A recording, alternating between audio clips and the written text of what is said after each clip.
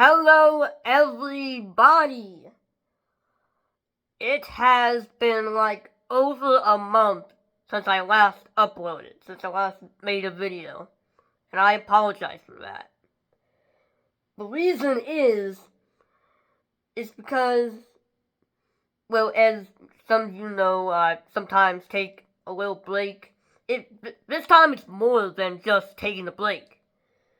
I've actually been, sick over the last couple of days. Yeah, at first I was just taking a break, and then I got a bad cough, but my nose just started running. Yeah, so I've been sick the last couple of days. I still have a little bit of a cough, but thankfully it's not as bad now, so I think I'm good enough to do a video, finally. So, sorry, I hated to keep you waiting, but I promise you, I would not take that long to do another video. So, yeah. And, one more thing before I get into the topic of today's video. Tomorrow, December 3rd, is my birthday. And so, if you would like to say, hey, happy birthday, Andrew, that would be very appreciated. So, yeah. Alright, so, today's topic is the new Dickinson song, Afterglow of Ragnarok. Now, in case you don't know who Bruce Dickinson is, well, he's the lead singer of Iron Maiden. And I love Iron Maiden. They're my second favorite band. Behind Dream Theater, they're my second favorite band. Look in the background, I have an Iron Maiden poster right there of my favorite album. Yeah, that's my favorite album, The Book of Souls. I love it. Anyways, so yeah, Bruce Dickinson, he's the lead singer of Iron Maiden. He wasn't the original, though. They actually had, before they released the first album, they actually had multiple singers before, choosing Paul Di'Anno, who was the lead singer of the first two albums. And then he got fired from the band because he was too addicted to, he was addicted to drugs, and he was having a hard time singing. They just wanted him out. And then Bruce Dickinson, who I believe was, before he joined Iron Maiden, I think he was in a band called Samson. Yeah, he joined, and then, for a couple of years, the lineup pretty much stayed the same. Well, after the Number of the Beast, Nico McBrain is the drummer, and he's been the drummer ever since. Anyways, that lineup pretty much stayed the same until Bruce Dickinson decided to leave for some reason, I don't know. And then Blaze Bayley joined in, and then he left, and then now Bruce Dickinson's back, and then, yeah, that's how it is. Yeah, a little bit of a history of Iron Maiden. I don't know why I told you that, because Iron Maiden is one of the most popular heavy metal bands on Earth. But anyways, yeah, so Bruce Dickinson, so ever since he left Iron Maiden, that time he left Iron Maiden, he made a few solo albums, and to be honest with you, I never actually really listened to them. I never really had that much interest in his solo albums. So yeah, and he's still, releasing solo albums to this day, even though he's back in Iron Maiden for 20 years now. Almost 30 years, actually. So, yeah, and so he's releasing a new solo album. Right now, he's releasing a new solo album called The Mandrake Project, which will be coming out on March 1st of next year. And it will be his first album in 18 years. I think his last solo album was released in 2005. Tyranny of Souls, I believe it was called. Yeah, that was his previous album. And he's been busy with Iron Maiden. And so yeah, he's releasing a new solo album after 18 years. Yeah, called The Mandrake Project, and he released yesterday, well, not yesterday, but on Thursday, November 30th, he released a a new song from that upcoming album, Mandrake project, called Afterglow of Ragnarok. And I'm gonna tell you my thoughts about it. Because like I said, I never really had that much interest in listening to Bruce's solo albums. This actually interested me. Like, him releasing a new solo album at, like, around this time, like, I don't know, that actually got my interest for some reason. I don't know, but, like, even, maybe it was the name of the album, A Mandrake Project. I don't know, that always sounded interesting to me, because what is the Mandrake Project? And Bruce has said a couple times that the Mandrake Project is an album, but it's gonna be much, much more than that. So I'm thinking that it's probably going to be a concept album. And Iron Maiden never really had any solo albums. Concept albums. Except for the Seventh Son of the Seventh Son. That is a concept album. That's pretty much the only one they ever made. So, yeah. Having this album to be a concept album, and I actually really, really enjoy concept albums. Like, I always enjoy albums that have songs that are related to each other, that the album has a whole story to it. Like, Dream Theater, Scenes from a Memory, Pink Floyd, The Wall, and Dark Side of the Moon, and stuff like that. I really love those albums, and of course I love Seventh Son as well. So having Bruce releasing a concept album, that really holds my interest. So, anyways, I'm getting off topic here. Well, not really off topic, but I'm just talking about my thoughts about what the album's going to be. But anyways, the song Afterglow of Ragnarok. So, I honestly, I didn't really expect to like the song. Like, I thought it was just gonna be, I don't know, I just thought it was gonna suck. I thought I wasn't really gonna like it. But no, I was surprised. I actually really like it. No, not like it.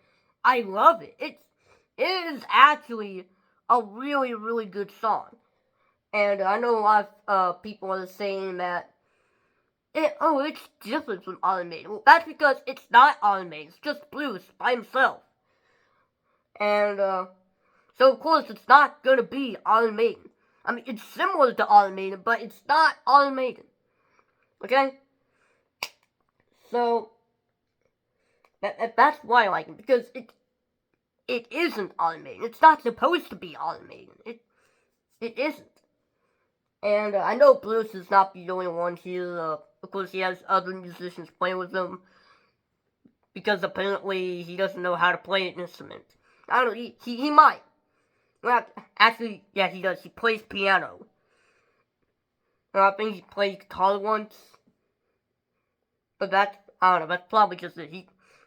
He just likes to sing. And, yeah. Of course, he's not the only one there, and he's got, I don't remember who's all with him. I know it's not, no, besides him, there's no Iron Maiden members involved with this. I know the guitar player is Roy Z. I know that's not his real name, but Roy Z is his nickname. That's pretty much who I remember. I don't remember who the drummer is. I don't remember who the bassist is. That's pretty much who I all remember. Bruce Dickinson and Roy Z. So, and like I said, it's not Iron Maiden. So, it actually shows a more experimental side of Bruce Dickinson. And again, this album's probably going to be a concept album. And from what I'm getting here, I know it probably would make sense when the album is released. It probably makes sense with the rest of the songs, but right now I'm not, like I said, I love it, but I'm not really getting excuse me, I'm not really getting the story, the concept of this song. And like I said, it'll probably make sense with the rest of the album. And even it was also released with the music video. Even the music video, that doesn't really make much sense either. I don't know that there's this guy named the Acropolis, and he, like, in the beginning of the video, you can see him, he's, like, sitting down on a star, looks like a star with a circle around it, and you see he has, he's flipping a coin that has, like, the letter M on it, probably for Mandrake Project, and, I don't know, the music video just doesn't make sense to me, it just, I'm not really getting it. But I do, like I said, I do really, really love the song. And now about Bruce Dickinson's vocals, his vocals in the song. It has actually got to be one of the best vocal performances from him ever.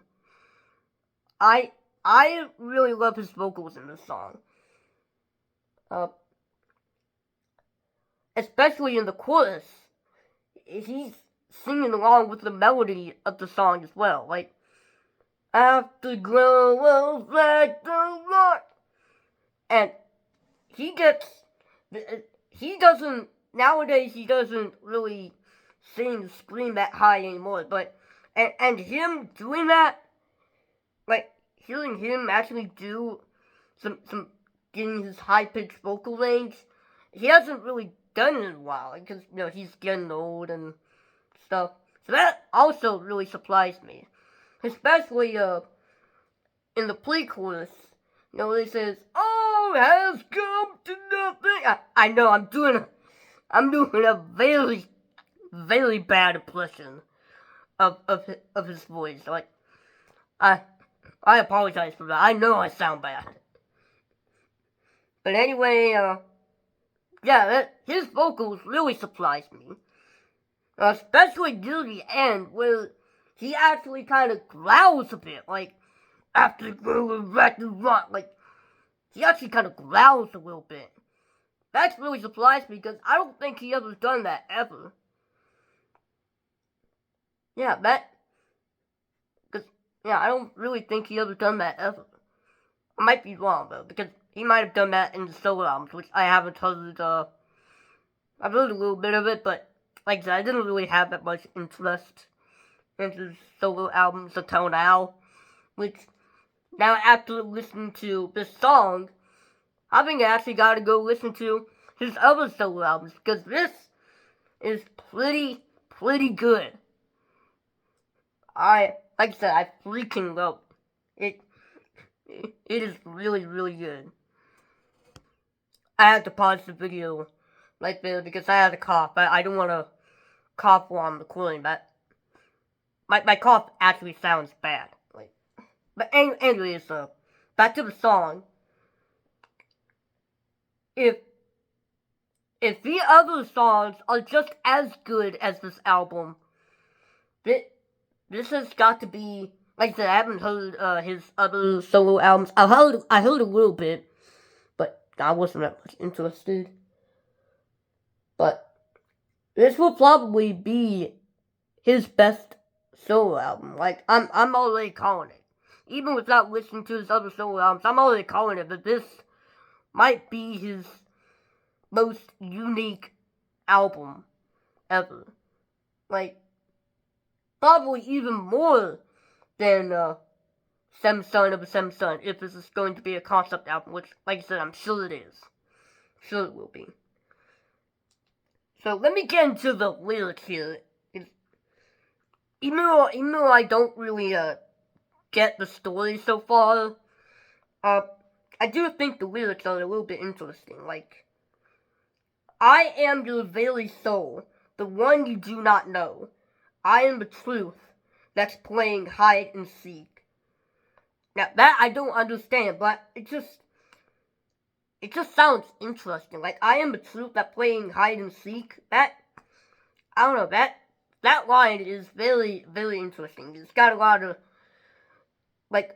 theories will probably come to mind for that. And I will not be free. I cannot choose to be till my creator takes the chains off of me. Yeah. And the chorus, I cross the shining seas, eyes of creatures follow me, moonlight guides us on a steady course. Afterglow of Ragnarok becomes the shadow of the dawn. From the night the sun will rise again. Again, I'm not really getting it, but... And also, one thing. How is this relating to Ragnarok? Because isn't Ragnarok... I mean, correct me if I'm wrong, but isn't Ragnarok, like, a Viking? Like, a legend about a Viking or something like that? Correct me if I'm wrong. I think that's what Ragnarok is supposed to be. So, yeah, how is this relating to Ragnarok? I don't know.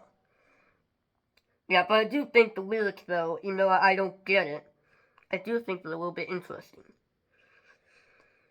And before I end the video, let me talk about what I predict the album is going to be. So, before he released Afterglow of Ragnarok, he did tease saying that he's releasing the Mandrake project. He did announce that before he announced the song Afterglow of Ragnarok. And he didn't say when it was going to release. He did not announce any of the track listing. So it was pretty much a mystery to us until he released the Afterglow of Ragnarok and he announced when it's going to be released and track listing. So, yeah, it's coming out on March 1st, 2024. The track listing is Afterglow of Ragnarok, the first song. Many Doors to Heck, Laying on the Graves, Resurrection Men, Fingers in the Wounds, Eternity Has Failed, Mistress of Mercy, Face in the Mirror, Shadow of the Gods, and Sonata Immortal Beloved. Now, I'm surprised there's only 10 songs on this. And all of them are actually kind of pretty short. Well, except for the final song, which is almost 10 minutes long. Yeah, all of them are pretty standard song lengths, like 3 minutes to 7 minutes. Yeah. Pretty, because, unlike Iron Maiden's latest albums where they keep releasing 10 plus minute songs, like, especially on this album here, The Book of Souls, it has an 18-minute song. Yeah. So that really surprised me how he didn't release any 10-minute songs on here.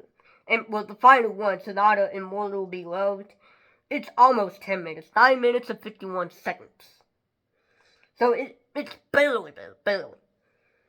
And, now this has some interesting song titles here. I mean, Resurrection Man, I don't know, that name kind of stuck to me ever since I saw it. Like, Resurrection Man, what could that mean? And then Fingers in the Wounds has got to be the most, interesting song title on here, like, that, yeah. And I do want to point something out. One of the songs on here is called Eternity Has Failed. Now, if you are a hardcore Iron Maiden fan like me, you would know that Iron Maiden themselves released a song called If Eternity Should Fail. Now Bruce is releasing his own song called Eternity Has Failed. And, again, if Eternity Should Fail, which appears on, again, The Book of Souls, it's the opening song on that album. And, again, if you're a hardcore Iron Maiden fan like me, you know the history of that song. That song was actually, apparently the Mandrake project was actually planned back in, 2014 when this album was recorded. Apparently that album was planned and he was making the song. Apparently this song was going to be in this album.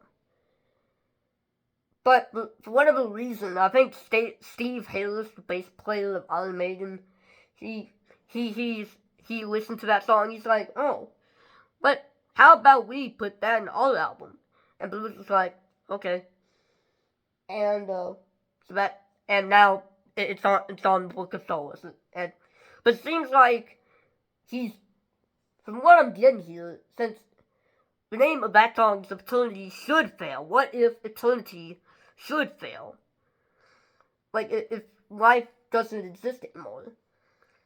That's probably what that song is about. If eternity should fail. My theory of that. If life just suddenly ended. If forever just gone. And then now, in this album, the Mandrake Project, it is called Eternity Has Failed. Like, it is gone now. It is just poof out. And yeah, and so I think it's like probably a more twisted version of that song. I don't know, we just have to wait and see until the album comes out. And one more thing before I end the video. Afterglow of Ragnarok was released as a single you can get on vinyl. I don't have it, but I heard that apparently on the B side of that single is a demo version of If Eternity Should Fail. So, and if I ever get my hands on that single, I'm sure that the demo version of If Eternity Should Fail will be interesting, because I'm sure that is way different than what appeared on the Book of Souls. So, yeah. And, and apparently about the concept of Afterglow of Ragnarok, apparently the single also comes with a comic book that goes with the song. And I'm sure, like I said, I'm sure that the song will be, I'll understand the song more with the rest of the album when it comes out. But I think I'll also understand it more if I read the comic book. Because I'm sure it will probably go more into detail of what the song is about. So, yeah. Yeah, that's my thoughts on the new Bruce Dickinson song, Afterglow of Ragnarok. Like I said, I really love it. I can't wait what else Bruce has in store for us. Yeah, I'm really interested. And yeah, I guess I'll go listen to his solo albums now, because now I just now realize that I'm really missing out.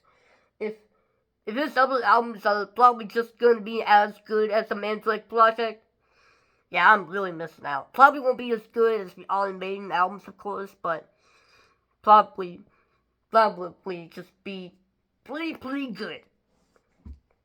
So yeah. Oh, and if you haven't listened to the song, I'll put the link to the song in the description below if you want to check it out. So yeah, if you have heard the song, let me know your thoughts about it. Do you like it? Do you don't like it? Or do you think it's just meh? Okay. So yeah. Don't forget to like, comment, and subscribe. And hopefully I won't take another month to upload a video. So I'll see you guys next time. Whenever that will be.